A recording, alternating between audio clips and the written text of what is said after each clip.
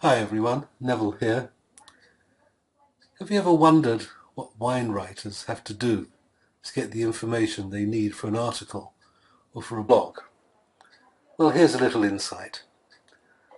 Last month I attended a conference called the Digital Wine Communicators Conference, which was held in Plovdiv, Bulgaria. Apart from socializing with people of like mind and work and attending various seminars on how we can improve our communication skill, we were invited to visit some Bulgarian wineries. So about 20 of us were bussed along to a couple of wineries to see just how they operate, and also to assess how they compare with other wineries that we have been to around the world. Well, you might say that if you visited one winery, you've seen them all, and to some extent that's true, but they all seem to have their little nuance, or USP, and the Bulgarian wineries we visited were no different from the rest of the world. Probably the most interesting wine producer we visited was that of the Minkov brothers. This is quite a large operation. They produce over 1 million bottles a year. But apart from entry-level wines, which there are many, they do produce a series of boutique labels, making only a few hundred cases of each wine. Ivan Bakalski is their head winemaker, and Mikhaila Ruseva is their wine consultant and PR lady. And they, of course, took us round the customary tour around the cellars and the production line. And so you can now see exactly what happened and the hard work that us wine writers have to go through in order to produce an interesting blog. The tasting was followed by a very interesting food and wine matching exercise, and I hope you'll enjoy it.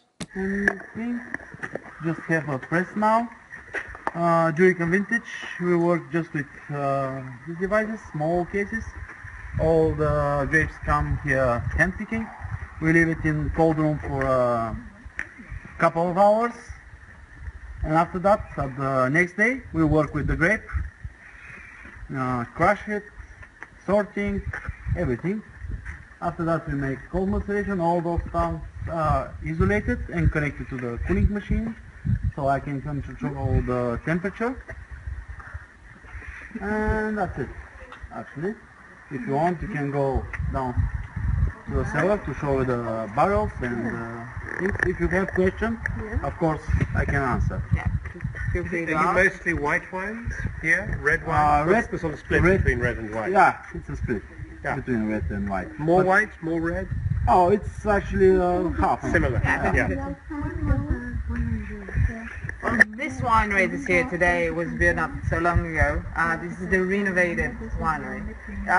Originally, the winery was founded in the end of the 19th century. Three brothers, the Minkov brothers, three of them. So it would be like 1880 something. That the winery was founded. This one is, I think, was built 2006. So it was rebuilt. I think it's 2006. This one, as you see it today.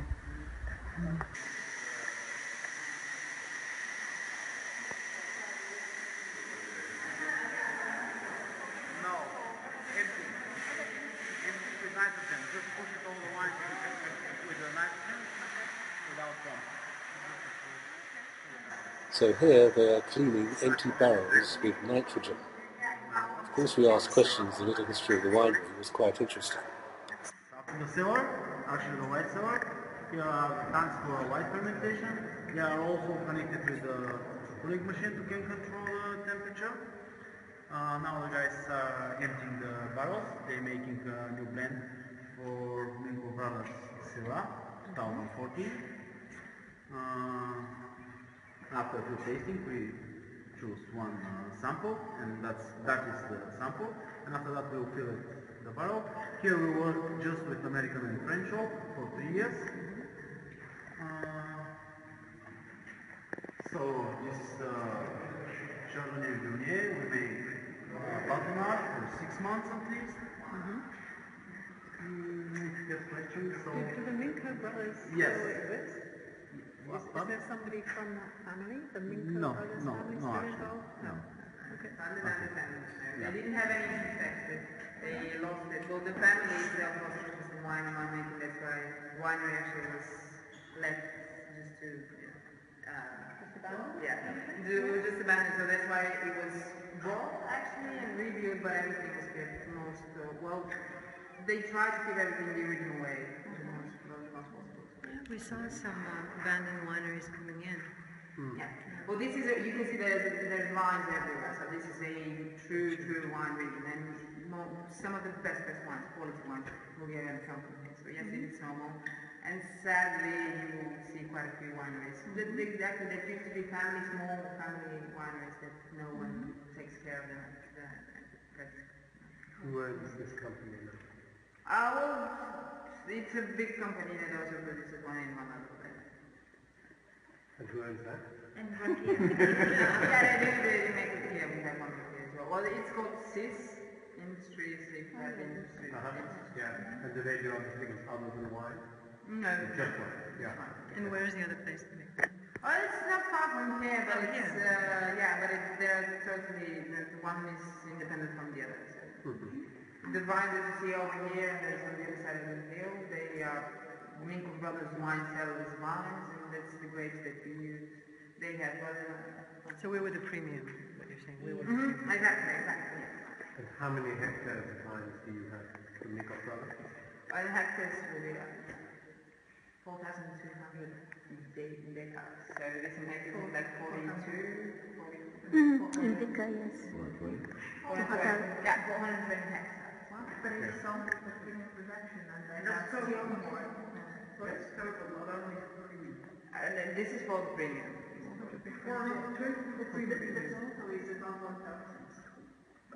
So that's If taking you include the other one, Sis yeah. and Minkov brothers.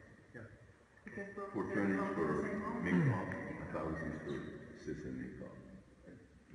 No, this 220, 420 420 is only for Minkov Minkov. brothers, one seller. And 1,000 for Sis and Minkov. Yeah, the other doesn't, yeah. Malolactic fermentation. Here we have just new vintage wine. They are through the malolactic fermentation. I hope that everyone is familiar with this process. So, we have here the oldest wine is 2013. We have some 2014, and of course the new ones 2015. Also, you have some bottles aging here. How old?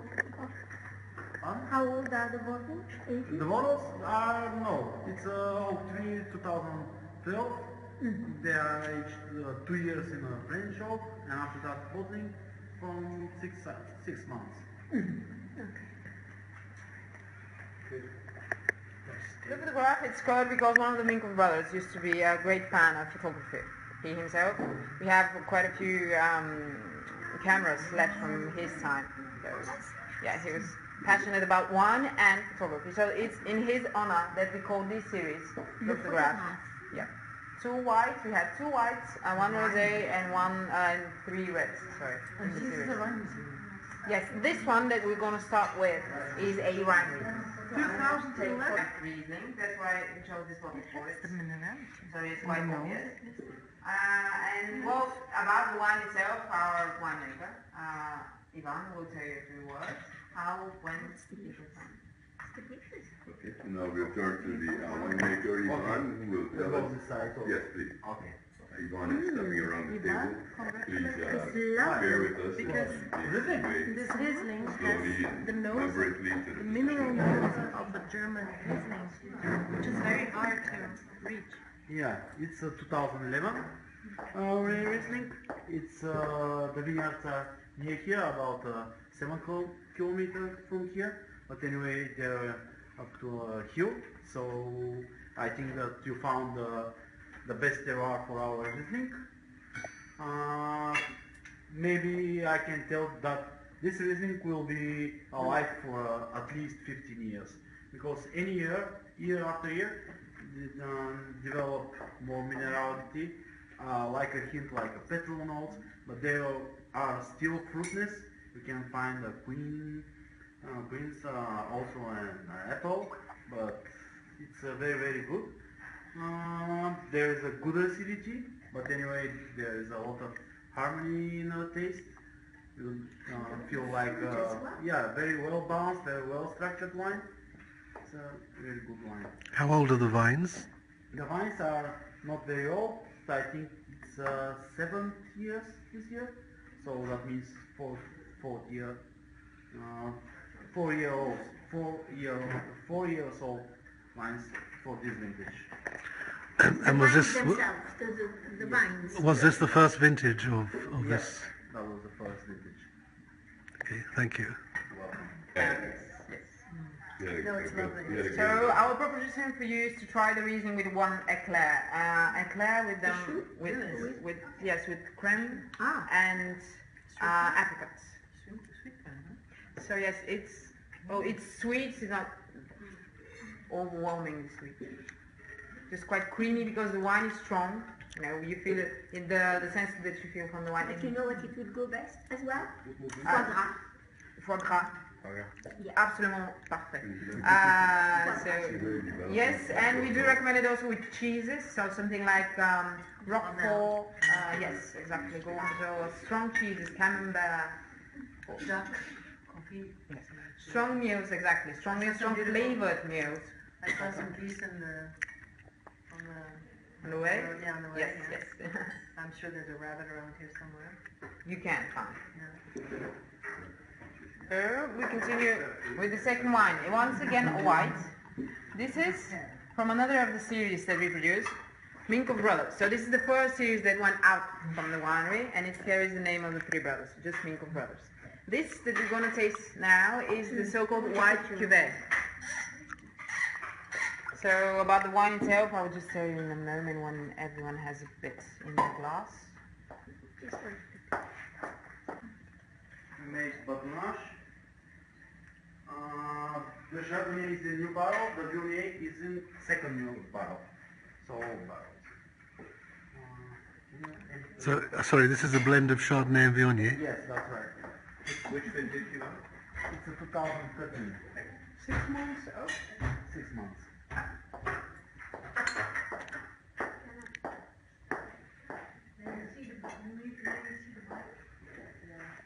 The village that just starts, you can literally see the village that says all there, it's called Venez. The region, yes, Venez. Like Venezia. So the region Almost is the same. Krušovat, maybe you've heard of Krušovat, or Burgas. Burgas are far from here. Yes, but the village goes,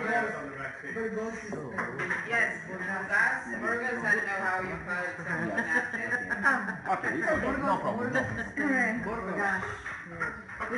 this Burgas?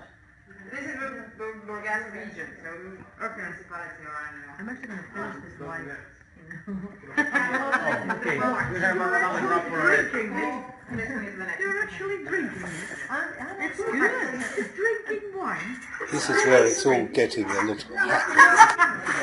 I never thought I would drink With it. a jerk chicken. You know what? When you get something good, you might as well Yeah, drink you might as well. So maybe you would like to take a picture. So we continue with our first red for the day. Yeah. It's once again from the Le Photograph series. And it's a Pinot Noir. A beautiful, pure, 100% Pinot Noir. Which year? Vintage is yes, 2013. The winner takes that glass from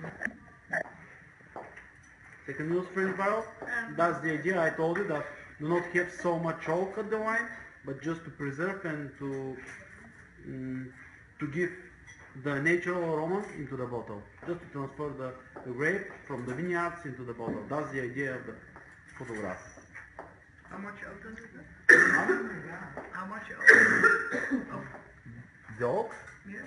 Second use barrel. Take it to how long? How long? For a year. Okay, that's good. About that. It's Le Photograph in French, actually, because yes.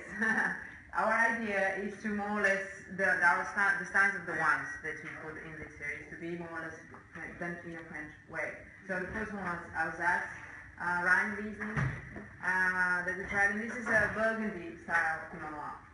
So I hope you find the characteristics typical for a Burgundy style Pinot Noir, but originated from here, Venez, Bulgaria. So it's not the same, we don't want to make it the same, it's a Bulgarian one, but it's a typical It's cheese actually. really a really interesting bread, and it's something new for us. This is the first time that we've made this wine, and you're amongst the first people that you're going to have the possibility to even try it. It's not on the market even. And what is the cépage? So this is Jamais Vu, as we already mentioned, and the blend is Syrah and Viognier. But it's not actually a blend between a white and red wine. Oh, it's very cool. Yes. The way to making this cepage, it's just to have some grape Viognier, put into the tank, just take all the juice and leave just the marks. But it's like 5 to 7% into the tank, and after that we put a Syrah and ferment together with the mark with the Viognier. And for me it's very interesting. This one aged for a year in a 400 new French barrels.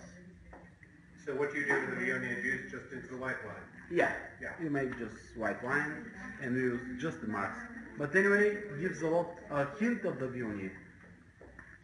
Our top wine. Cabernet Franc, Cabernet Sauvignon.